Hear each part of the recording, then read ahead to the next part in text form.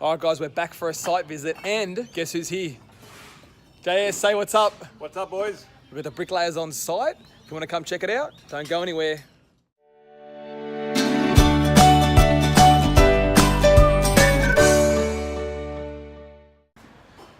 All right, so what I thought I'd do, we've got the recessed hot water system in, so I'm going to flip the camera.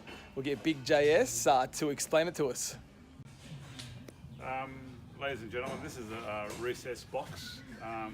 We put it on before the brickwork goes up. Okay, cool. So it goes on before the brickwork? That's correct, before the brickwork. So Yep. that way when the bricks go up, Show us. Let me come around. the brick finishes flush there like that.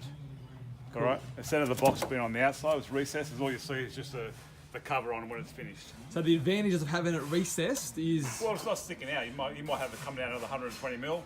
It's not going to be in the way when you walk through with your shoulders now. This way it's all flush, recessed. It looks nice and neat.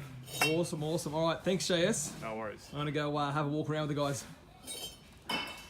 All right, guys, so let's head over to the front with the bricklayers working away, laying some mud at the front door.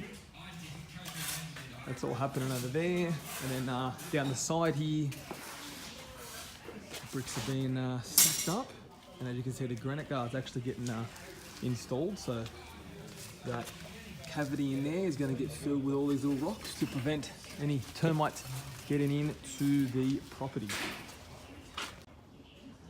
All right, guys, that's it for today's site visit.